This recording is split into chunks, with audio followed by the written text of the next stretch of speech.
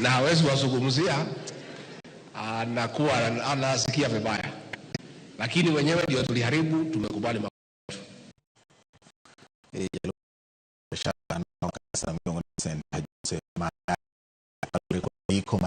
Koramogi koroni medo iwando siasa lo ma siasa ronyisi kungu dhoge kinde mar loso dombe moyoro yudi chiemb chunye kanisni. Owere gimane ni migawo mar thieth e kaunti ma Migori ochako tiyo machiegni kod osiptende mag ji giwegi mar duoko piny thoe mag mine mapek kaachiel kod nyithindo matindo ma inyuolo e kaunti no. Kaka jafumbo marwa Jojo Malero, higa mokalo mine mapek maromo 38 ne owito ngimagi e kinde mane gikonyore e kaunti ma Migori. Jolony wechego mag thieth wacho ni mako ich ok en tuo kendo onge miyo monego wit ngimane e kinde mopek. Kata kamano, pod nitie kwan mine mathoth ma pod owito ngimagi e kaunti ma Migori e kinde no ma gintie kod ich. Lipot mawuok kuom migawo mar thieth e kaunti ma Migori yango ni mine mapek maromo 38 ne owito ngimagi e kinde mane gidhi nyuol e higa mar 2023. Higa mokalo mine 38 yudo ni notho sama ginyuol. Mano big number kwa dwaro ni 100 otho, to ng'eni samoro moko gin unavoidable luwore kaka gibiro. Tho mag mine mapek osetudi kod tuoche mopogore opogore kaka tuono mar presa kaachiel kod kata rem mar mine mapek e dhi osiptal kaachiel kod klinik e seche mowinjore. We have postpartum hemorrhage as one of the leading causes of maternal mortality. Another cause is following closely, we have preeclampsia. That is high blood pressures during pregnancy. I think that the community needs to understand is that they should avoid inducing labor at home using traditional herbal methods. They should always come to the hospital, to the doctor, to the proper gynecologist, and at least 8 times they should visit the hospital for ANC packages, for antenatal packages. E okang' mar duoko piny thoge mag mine mapek e kaunti ma Migori, migawo mar thieth e kaunti ma Migori koro chako tiyo machiegni kod osiptandego mag ji giwegi ka gichiwo puonj ne mine mapek. Individually nimelan nafaa nianze clinic at 12 weeks. Mi siko najua nafaa nianze. We have another package called mentorships, integrated mentorships, that is EMOC mentorships, that target healthcare workers working in the maternity department for them to be able to combat obstetric emergencies and perinatal emergencies, to be able to prevent preventable deaths in the department. Apisa mochuri wechego mag nyodo e kaunti ma Migori John Okinde mane wuoyo e kinde nyasi mar puonjo mine mapek, nyasi mar e kaunti ma Migori ne duto nyaka koro nyakredo e kedo kod thoge. Watiyo kanyakla weta manie price na maluongo ni governmental organization ni to ngima mine obed maber. These ones help us take services closer to the clients. We also have maternity open days, and I want to thank Life Care Hospital today for organizing an event that mimics the maternity open day, where we meet mothers, we talk, we discuss, we teach them, we learn, and we make friends. En achiel kuom nyasi go mwabedo godo kendo watemo nyiso mine ma ogamo remo kaka ginyalo konyore, kaka ginyalo ritore kod twak manyalo miyo ngimagi kod ngima mag nyithindo magiting'o bedo maber. Jolony wechego mag thieth wacho ni ber ka mine mapek dhi e klinik kaka owinjore kendo ginyuolo osiptende kaka yo achiel mar geng'o thoge mag mine mapek e kinde mag nyuol. Klinik ka mine ochako chon miyo gi thuolo maber kaka jo osiptal mondo wang'i ni watimo negi pim mang'eny kabisa. Ka nitiere tuoche ma ginyalo bedo godo to wamiyo gi thieth sama ber mondo mi ngimagi obed maber sama gipek to sama kata bang' konyruok. Le mar piny en duoko piny thoge mag mine mapek nyaka 70 kuom nyuol maromo 100 karomo mar 2030. George Juma, Ramogi TV, Migori. Erokamano nyako Ramogi kuom kete Ramogi TV weche manyien mago imre kaw yweyo mokwongo poj gi pakni ni medo kete Ramogi TV mondo wami weche manyien kaw mi kuko giduto kibedo gi ng'eyo kuom gik matimore nyako Ramogi. En no ka milome kata ote manyiso ni un koda bende medo molo namba 3 6 nono e Facebook Ramogi TV Kenya kachel kod mbui mar YouTube en Ramogi TV Kenya mora inya kod ya mosendiko na kama makamu ndiko ngisani bati amora inya gi twak mani bedo godo e ratil kama ngiso ganda wani wan Raila oserwakwa e sirikal nyaka 2042 kendo wan kanyo degrees mamalo ai ke sawa kama pengeni degrees no en degree to wacho ni koro ni man kaka inyalo kony jokupet kendo gilure kod gima jonat bendo sewacho kik gi roch weche mag somo ngeni dwaro to nitie tibro manyne gi omenda moro keti ofuko gi. Injinia Obura Wodrongo wacho ni onena yo makare ntiere Mombasa Mikindani kendo mora inya Ramogi TV. Erokamano Shemo Tho wacho ni oluwo weche manyien e yo makare ahinya kendo wacho ni pogruok mar paro e kind kupet kod nat en wach maleta ahinya. Why can't the two bodies work in unison? Penjo kamano bati gi pacha aneno ka sirikal ok chiw sir moromo ni somo. Nyithindo ka ok osomo to waonge future kata onge ndalo mabiro. Mogik wach mar accident Sunday. Let's carefully as we approach the festive season. Manos Shemo Tho soja ndiko kamano nyakora Ramogi. Kasto chinguda lego pap nyadiel wacho ni oneno Ramogi TV kendo anochendo kaka ukelonwa malere ntire alego pap nyadiel Siaya County. Morris Kisako bende wacho ni an wach mar accident no malit na inya joriembo nego umed puonj malongo mondo gimed bedo motang. Erokamano Dudubaye Rick Wodi Nyaseme wacho ni omor gi weche manyien kaka wakile ntire Migori kata Francis Obwanda wacho ni otek e wach somo mar nyithiwa joloa opogore gi jo apa gi macho watene kinyi weche tuke ito nyaka over September kaka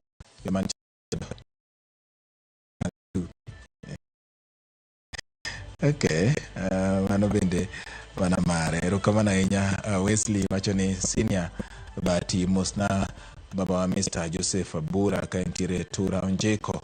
I wish him quick recovery. Mano Wesley erokamano inya Wesley kendo jaduong Joseph mada Nyasaye mi chang mapiyo e kinde ni ma intire kod midekre. Peter Olo imbo majimbo winjo eyo makare erokamano amora inya kodi wacho ni mosname jokwiri udalego ka ugage Eriko Demo mawuok chunge Kenya Mkago bati mosnaile no yamo jamandas makambuji Kenya ni tong'anyo otimenewa police gi jodolo emotamore ng'anyo lakini jomodongi tong'anyo dabal. Okay, owino janabi kantiro yani Masai serikal ochul jopuonj gi dhiro chosomo. Benson Okokuta Kagan Kirongo Ramogi TV neno rainya kenda golo clear information to apenjo niya kiny nyithindo dhi school koso. Okay, penjo maduong' ahinya. Jonato wacho ni kiny nyithindo dhi school kendo jopuonj dhi school kupet wacho ni pod ng'anyo mar gi nyime.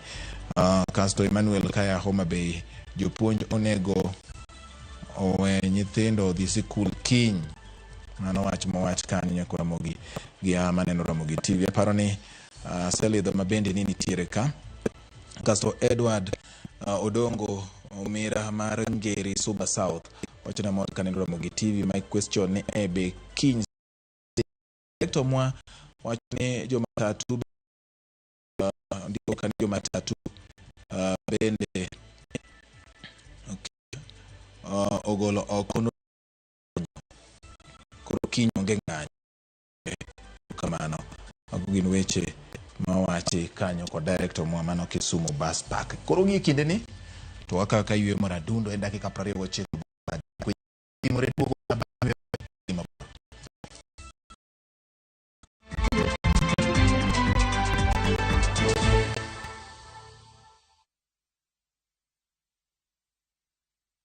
Back to school big on you. Get ready for the best school term yet. Just on Final Push. Term 3 is finally here. Close the year in style. We're big on making sure you look and feel your best. We understand the Kenyan back to school. You can count on us. From head to toe, this year's all about you.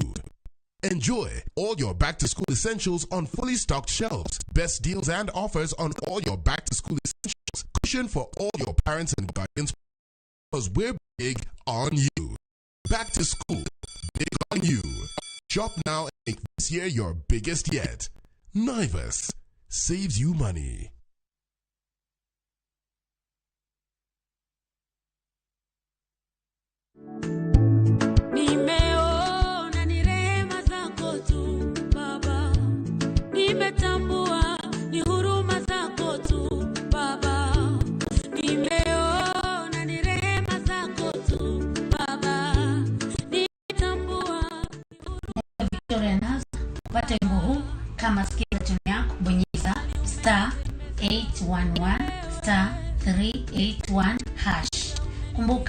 Skiza na Citizen, nyumbani kwa wasanii wote.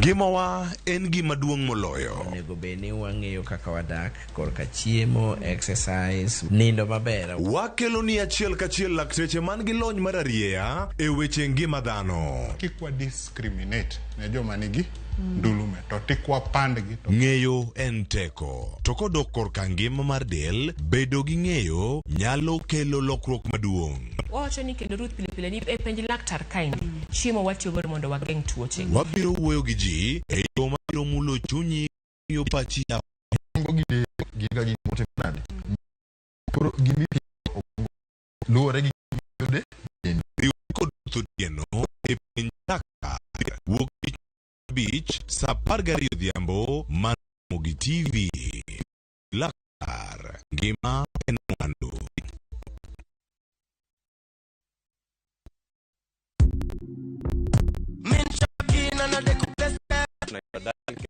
Nimetoka Kitui County. Mimi kazi yangu ni I'm an engineer by profession.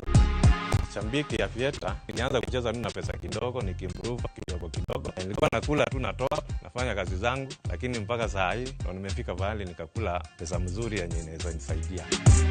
Saa hii nikiwa nimesimama hapa, niko na furaha sana. Nimeshida 1.5 million kama venye mnaona kwa hii check. Hii pesa itaenda kunisaidia sana pamoja na familia yangu. Niko na watoto shule, italipa fee, biashara yangu ya pia huu italipa pesa nyingi, itaniuzi kiasi capital, pia italipa mambo zingine zangu. Avite Shopping.com kupa the biggest multiplier in Kenya. Shinda 50,000 times your stake. Yani ukiweka stake ya 100 bob, ndege ipeperuke, una 5 million within seconds. Changamkia Avite Shopping.com. First on Saturday, age of 18, authorized and regulated by number 4.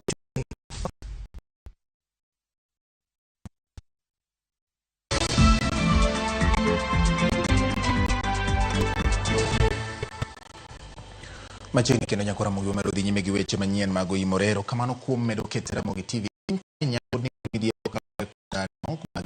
e kendo nitie tiegruok margi e rang'iny mag somo mopogore opogore. Kata kamano nitiere were moko ma koro wuok oko ka gitiyo kod lony kod riekni mane gisomo ka gichugo thuolo mag tije manyalo miyo gi yuto.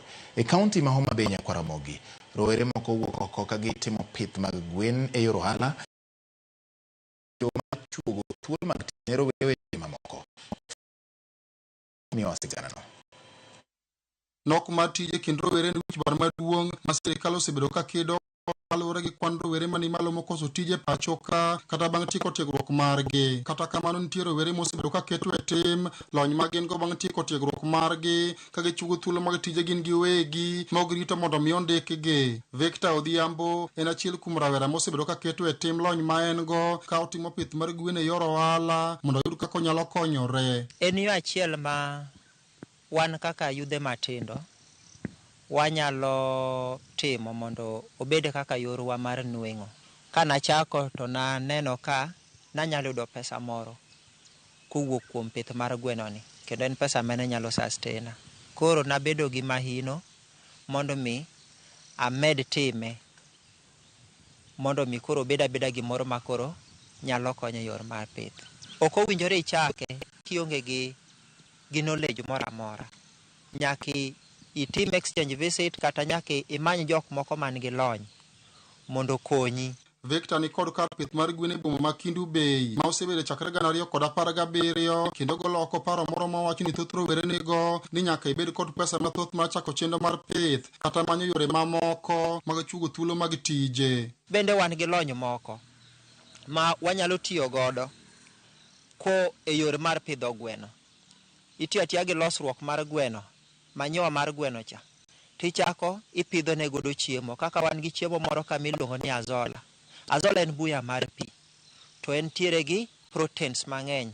To gi madili moko matindo gone. Anyalo kwayo youth ni pidho gweno sani opogore. En inyalo tiyo gi gima intiere godo e alworani tipidho godo gweno ma gweno no bed ni yo moro ma obedo ni yor nweng'o ma koro paro mang'eny ni to tich abro yudo kanye, ibro ndika karang'o, stress moko mang'eny, depression moko mang'eny ma sani youth bedo godo, ibedo godo maonge. E karani mar pith gwen, rawerani osebedo ka uso tong' mathoth, nyithi gwen kod gwen ma ichamo, kendo otimo gimana kokalo yore tudruok mag mbui machalo Facebook, grube mag WhatsApp kendo yore tudruok mamoko. Okoni thoth rowere ni kod simbe mag ong'we yamo manyasani, to giti kodgi e yo mawinjore, ka ojiwo rowere mobedo piny marito mondo mi ondikgi, mondo gichak mana gi matin ma gin e lwetgi, kaka yor kedo konok mar tije kind rowere. Asebedo ka tiyo gi lony mar digital marketing ni e uso gige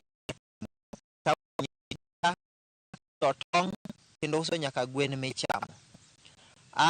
Thothne athoro tiyo gi mbui mar WhatsApp, athoro tiyo gi Facebook, kendo athoro tiyo gi TikTok ka promote godo ohandani.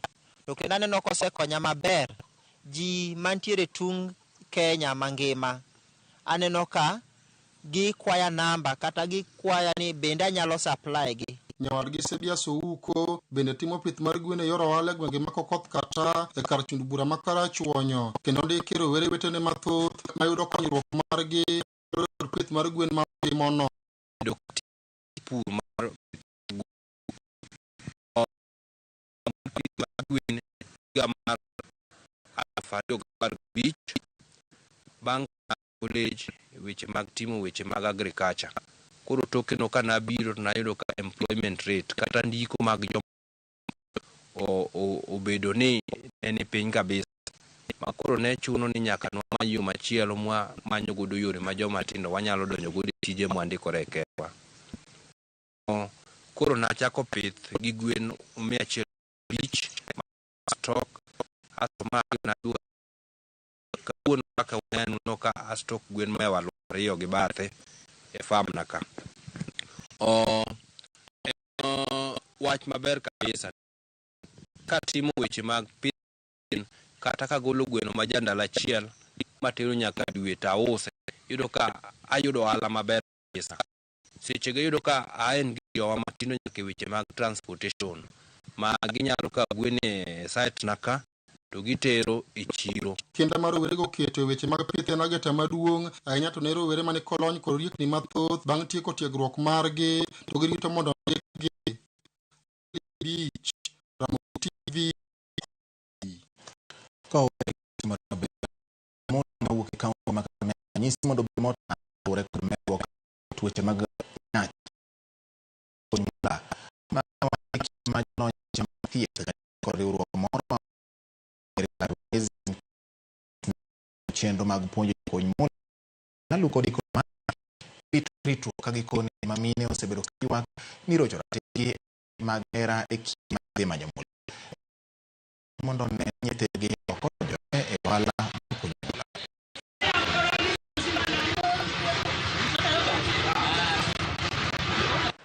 Wakati huu ambapo watu wanatafuta mambo na mines, kuna hatari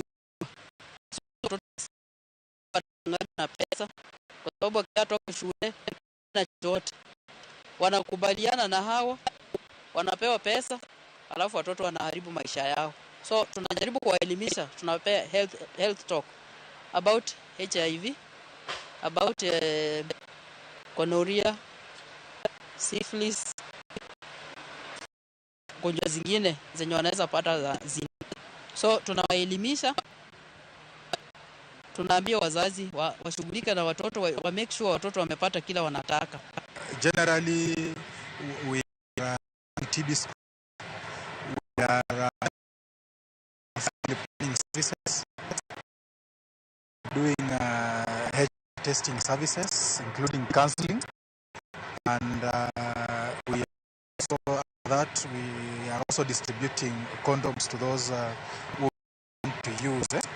We have also integrated other activities such as immunization, so that we are able to reach children who are and have been unable to come for these services at our facility. People come, we treat them, we prescribe some medication for them, and now when they go at home, they'll take the medication for a day or two. Later on, some of them don't take their medications, and that's why we have nowadays we have volunteers and CHPs work with us in the community. Konsulinya kura mogeni piar golf mar ska poruma yanga ndalo adek ama ose kosebedo kodhi nyime alap ma Muthaiga pime okelo kanyakla tim par gabich gi lek mar timo par ne mosnindo Mwai Kibaki maende nen par tima tuke mag Muthaiga ma bende nen Kenya ikinde mokalo pogore no wuok oko mar nyasi no otingi mar view.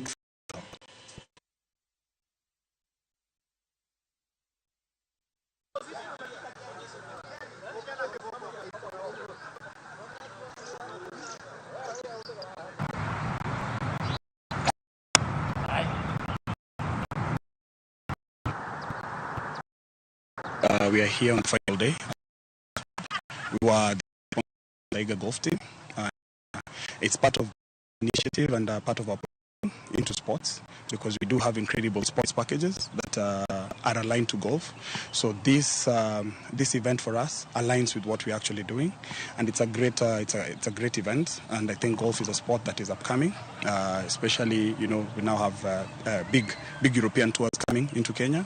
So I think it's the best time to be part of the game. You have to be part, and to be part, then you have to be part of the players, and that was the whole point behind it. It would have been better if we branded all of them, but you have to start somewhere. And since the event was in Muthaiga, we thought it's wise we start with the Muthaiga players.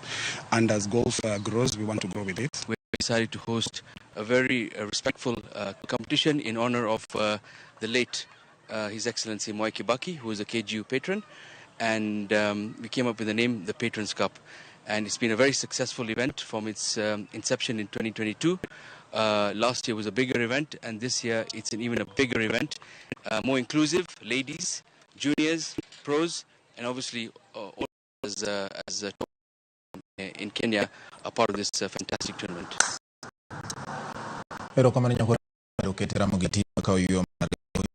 Ma bende kawaduto kelo duke kapo kwa pati ma opion dware jopuonj ogole paro jopedo opion dware wuri konge kasto baba papa wuri wanga pala ka bondo wacho ni ntiere Nyalenda Kupet onene nyithindo oruma etamo gik mar adekni kendo giyie gidhi giti mano kwayo mar baba papa wuri wanga pala Omolo Wuodi Nyakuoyo kantiere Asembo got bondo wacho ni George Ramogi choponwa e yo maler kendo asedonjo ka wan gi minot mara iluongo kitambo JSS kama ekind sirkal kod jopuonj pod omiyo wadong' ka waliero wang'ol maber Nyabati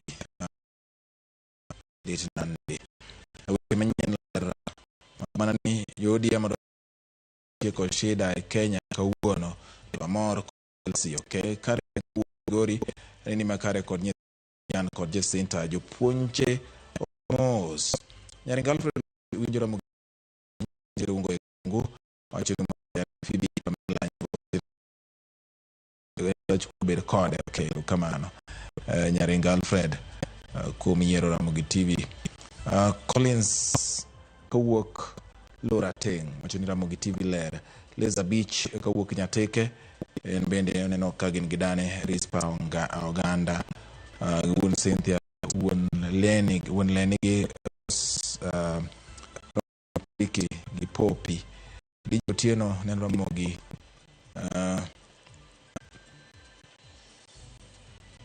wacho ni we jopuonje mondo ng'any giwe weche raia okay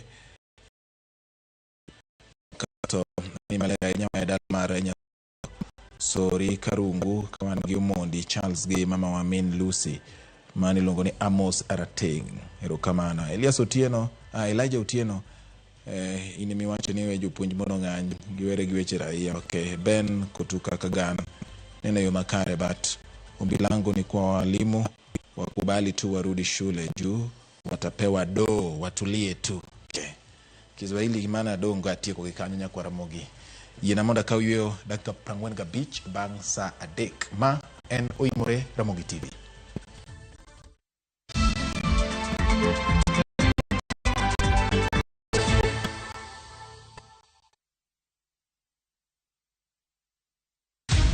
Many have been lured into jobs abroad, only to end up in perpetual suffering. I met this girl by the roadside. I wish you saw how this girl is desperate. Nimepata mteja mpya for my bureau. Meet Eunice, a naive village girl who is given an opportunity to go and work abroad by Madam K. But is this really a golden opportunity, or will she be one among too many to be lured into the human-making syndicate by Madam K and Joe? The parents are caught in the middle. Will they listen to John's side of the story, even as he is caught trying to save his girlfriend? We have to leave this place. Enjoy this unfolding story of Madam K, only on viewsasa.com.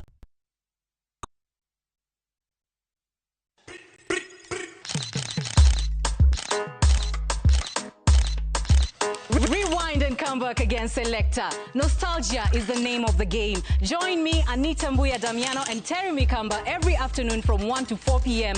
on The Rewind. Hot 96.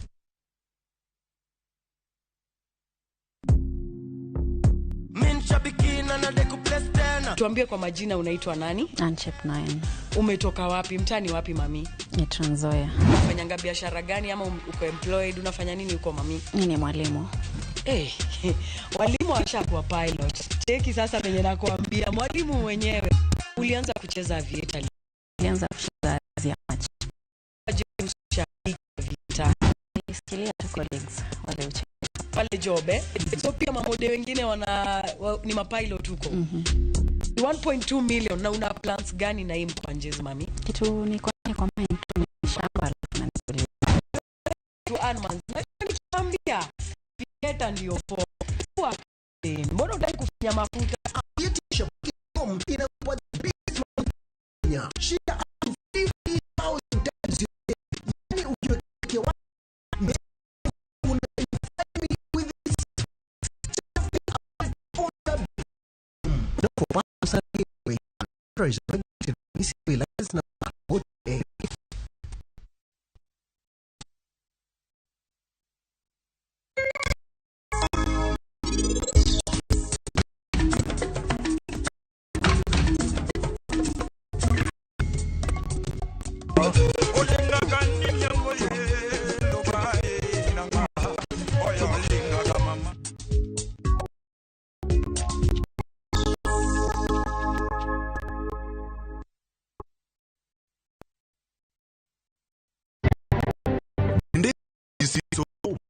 gigo matimo elu sama gari ofundoro ji mang'eny koyudo hinyruok to kata insurance temo hepo. Obed chenro mag sirkal, obed masira mayudo ji kar tich. In safety mari, ni kanye. Nonro mamulo ratichi. Somo kende oken kamoro mibro wach ni ng'at mosomo ni dongere wacho ni ng'ani dhi succeed in life. Wuok tich ka wuok tich. Iro curriculum design change. E chenro mar rameny piny, sa achiel gi nus otieno. Wan oganda luo nyaka wakoro waneni monjo beni ni lido. Koro jogo twak mar piny.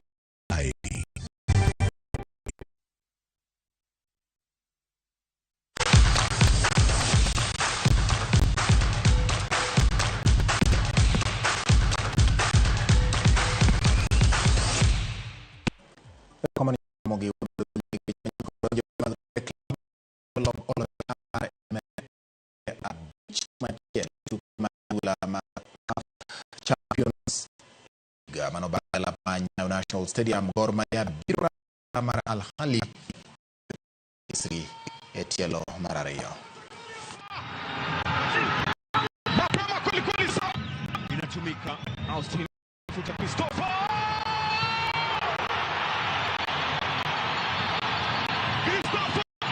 pembeni kwa Kirunu chini kwa chini